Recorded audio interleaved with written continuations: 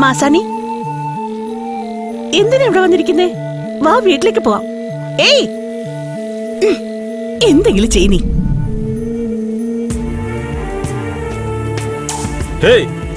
ഇവിടെ കാല് കുത്തരുത് പറഞ്ഞിട്ടുള്ളല്ലേ? മനുഷ്യന്മാരെ ബുദ്ധിമുട്ടിക്കാൻ ഓരോന്ന് ഇറങ്ങിക്കോളും. പൊടി.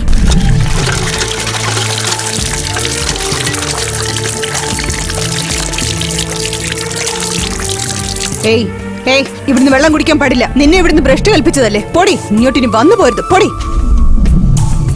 സർവേശ്വര.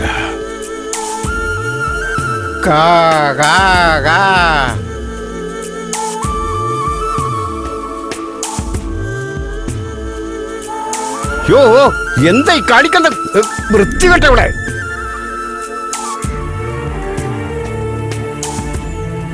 എന്തിനാണ് ഇങ്ങോട്ട് വന്നത്?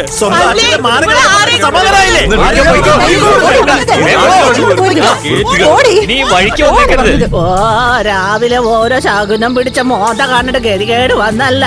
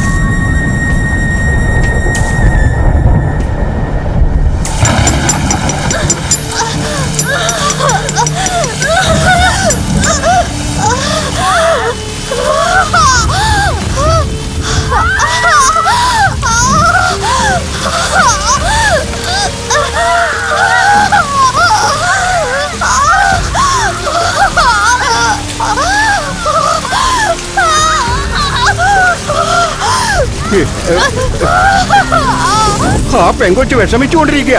ആരെങ്കിലും ഒന്ന് സഹായത്തിന് വിളിക്ക്. അവളെ ഭ്രഷ്ട് കൽപ്പിച്ചതാ. നല്ല മഴ പെയ്യുന്നുണ്ടല്ലോ. ഇന്ന് ഇവിടെ നിന്നിട്ട് നാളെ പോവാ. ഞാൻ മഴയത്തല്ല നിൽക്കുന്നത്. പോടാ. ആര് മാസാനിയാണ്? ഞങ്ങളെ ജാതിയിലുള്ള പെണ്ണ. അവൾക്ക് ഭ്രഷ്ട് കൽപ്പിച്ചിരിക്കാം. ഞങ്ങൾക്കൊരു സഹായവും ചെയ്യാൻ പറ്റില്ല. നിങ്ങൾ പോയിക്കോളൂ സാറേ. നിങ്ങളുടെ ജാതിയിലെ പെണ്ണാണെന്ന് പറയുന്നു, എന്നിട്ടും സഹായിക്കുന്നില്ലല്ലോ. ശരിയാണ് സാറേ, പക്ഷെ അവളെ സഹായിക്കാൻ പോയാൽ ഞങ്ങൾ നാട്ടിൽ നിന്ന് പുറത്താവേണ്ട ഒരു അവസ്ഥയാണിപ്പോ. ദയവ് ചെയ്ത് പോയി തരണം സാറേ. ഒന്ന് പറയുന്നു കേക്ക്. അമ്പലത്തിന് പുറത്തൊരു പെണ്ണ് പ്രസവവേദന വിഷമിക്കുക. പലരെയും സമീപിച്ചു, ആരും സഹായത്തിന് വരുന്നില്ല.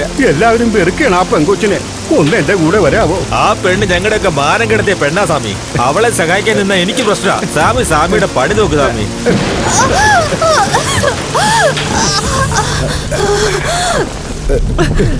അയ്യോ, ആൺകുട്ടിയാണല്ലോ. നിങ്ങൾ അവനെ തുടരുത്. എന്താ മോളെ? ഞാൻ വൃത്തികെട്ടാളാന്ന് പറഞ്ഞ് എന്നെ ഭ്രഷ്ട് കൽപ്പിച്ചിരിക്കുക. നിങ്ങൾ അവനെ തുടരുത്. അത് മാത്രമല്ല, നിങ്ങളൊരു വലിയ ശില്പിയാണ്. അതുകൊണ്ടാണ് ഞാൻ ധൈര്യമായിട്ട് തൊടുന്നത്. പക്ഷെ ഞാൻ പൂജിക്കുന്ന സ്വാമിക്ക് ജാതിയും മതവും ഒന്നും തന്നെ ഇല്ല മോളെ. നല്ല മനുഷ്യരെ തിരിച്ചറിയാൻ കഴിയുന്നവനാണ്. മനുഷ്യനെ മനുഷ്യൻ സഹായിച്ചില്ലെങ്കിൽ പിന്നെ ഈ ലോകത്ത് ജീവിക്കുന്നത് എന്തിനാ മോളെ? മോളെ, നീ നന്നായിട്ട് സംസാരിക്കുന്നുണ്ടല്ലോ. നീ ആരാ?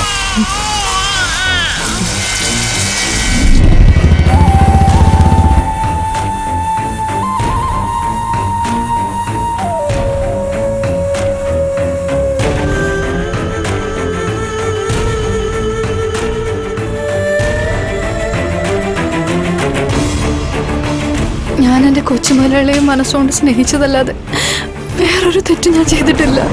എനിക്ക് മനസ്സിലായി. നിന്റെ പേരിൽ ഒരു തെറ്റുമില്ല. ഞാൻ നിന്നെ വിശ്വസിക്കാം. എനിക്കൊരു ഉപകാരം ചെയ്യോ? പറ മോളെ. ഈ കുഞ്ഞ് എൻ്റെ കുഞ്ഞാണെന്നറിഞ്ഞ ഈ നാട്ടുകാരെന്നെ ഭ്രഷ്ട് കൽപ്പിച്ച പോലെ എൻ്റെ കുഞ്ഞിനെ ഭ്രഷ്ട് കൽപ്പിക്കും. എന്റെ കൊച്ചു മുതലാളി ജീവിച്ച ഈ മണ്ണിൽ അദ്ദേഹത്തിന്റെ കുഞ്ഞ് ഒരിക്കലും അപമാനിതനായി ജീവിക്കരുത്.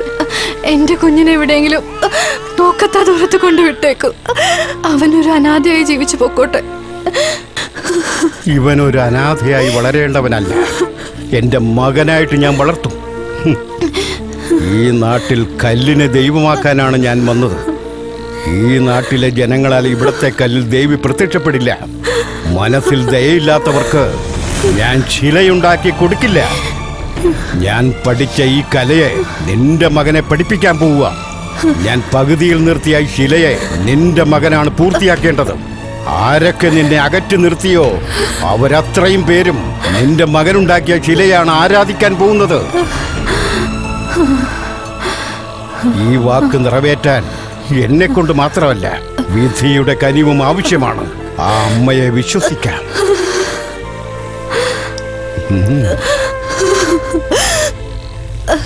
മോളെ. ഓ മോ.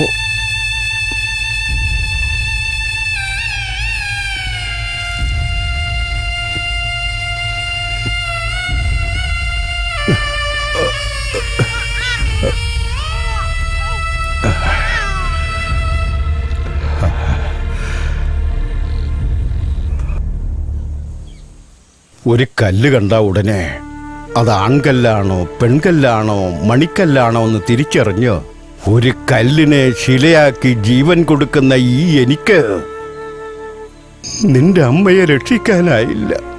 അതിന് കാരണക്കാർ ആ നാട്ടിലുള്ളവരാണ്. ആ ജനങ്ങളോടുള്ള എൻ്റെ ദേഷ്യമാണ് ഞാൻ പാപം ചെയ്യാനുള്ള കാരണം. ഒരു ശാസ്ത്രക്കാരന്റെ ശാപവും സത്യവും ഫലിക്കുമെന്ന് പറയുന്നുണ്ട്. എന്റെ സത്യവും നടക്കണം. നീ അതിന് മുൻകൈയെടുക്കണം. അതുമാത്രമല്ല, ഏത് നാട്ടുകാരൻ നിന്റെ അമ്മയെ പരിഹസിച്ചോ അപമാനിച്ചോ അതേ നാട്ടുകാർ നീ കൊത്തിയുണ്ടാക്കിയ കല്ല് കണ്ട് കൈകൂപ്പി ആരാധിക്കണം. നിന്റെ അമ്മയെ ഈ നിലയിലാക്കിയ ആരോടും തന്നെ നിനക്ക് യാതൊരു തരത്തിലുള്ള വിരോധം ഉണ്ടാകരുത്. നീ ഉണ്ടാക്കുന്ന ശില അവർക്കൊരു തിരിച്ചടിയായിരിക്കണം. ധൈര്യമായിട്ട് പോ. നീ ശില പൂർത്തിയാക്കുന്ന ദിവസം ഞാൻ തീർച്ചയായിട്ടും എത്തിയിരിക്കും.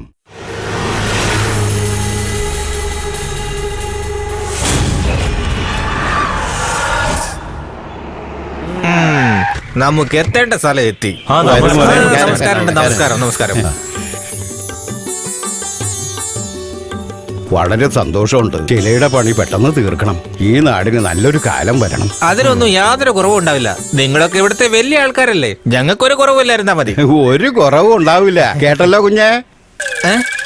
എന്താ അന്വേഷിക്കുന്നത്? കുഞ്ഞിനെ നോക്കിയതാ. കുഞ്ഞെന്ന് പറയുന്നത് എന്നെയാ. ഓ, കുഞ്ഞായിരിക്കുമ്പോ പേരിട്ടതല്ലേ? കുഞ്ഞച്ചെന്നാ എന്റെ പേര്. എല്ലാവരും കുഞ്ഞു കുഞ്ഞെന്ന് വിളിക്കുക. അവർ താമസിക്കേണ്ട വീട് കാണിച്ചു കൊടുക്ക. അല്ല, തിരിച്ചു പോകാനുള്ള ടിക്കറ്റ് ഒക്കെ ഉണ്ടല്ലോ അല്ലേ? ഇയാൾ എന്തോ പറയുന്നേ? ഇപ്പൊ വന്ന് കയറേ ഉള്ളൂ, അതിനു മുമ്പ് പോവാണെന്ന് ചോദിക്കാണോ? അത് വേറെ ഒന്നുമല്ല. ഇതിനു മുമ്പ് പല ശില്പികളും ഇവിടെ വന്നിട്ടുണ്ട്. പിറ്റേന്ന് നേരം വെളുത്തു കഴിഞ്ഞ ആരും ഇവിടെ കാണില്ല. എന്താ?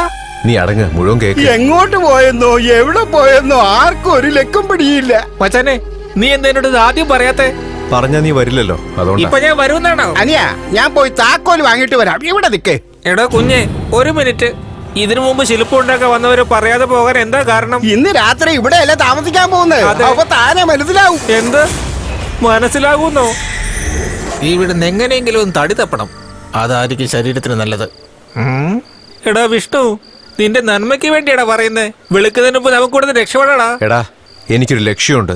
എന്ത് സംഭവിച്ചാലും ഞാൻ ആ ശില്പം പൂർത്തിയാക്കിയേ വരൂ. നീ ഒരു ശില്പിയാ. ഈ നാട്ടിൽ ഉണ്ടാക്കാൻ പറ്റിയില്ലെങ്കിലും വേറെ നാട്ടിൽ പോയി ജീവിക്കാം. രാവിലെ വന്നപ്പോ കുഞ്ഞ് എന്താ പറഞ്ഞെന്ന് കേട്ടില്ലേ? ഇവിടെ വന്ന ശില്പികൾ ആരും ജീവനോടെ തിരിച്ചു പോയിട്ടില്ലെന്ന്. എന്ന് വെച്ച് അതിന്റെ അർത്ഥം എന്താ? ജീവൻ പോലും കിട്ടില്ലെന്നാ. വാടാ, നമുക്ക് പോകാം. നമ്മൾ എവിടേക്കും പോകുന്നില്ല. ആരെങ്കിലും എന്തെങ്കിലുമൊക്കെ പറഞ്ഞു എന്ന് വെച്ച് ഭക്ഷണം എടുക്കാൻ പോയി ആ കുഞ്ഞിനെ കാണുന്നില്ലല്ലോ. അടുത്തെവിടെയെങ്കിലും കട കാണും. വാ, നമുക്ക് അവിടെ പോയി കഴിച്ചിട്ട് വരാം. ഞാൻ വരുന്നില്ല. എനിക്ക് നന്നായിട്ട് വിശക്കുന്നുണ്ട്. ശരി, നീ ഇവിടെ ഇരിക്കെ, ഞാൻ പോയി ചായം വീണ്ടും മേടിച്ചോണ്ട് വരാം.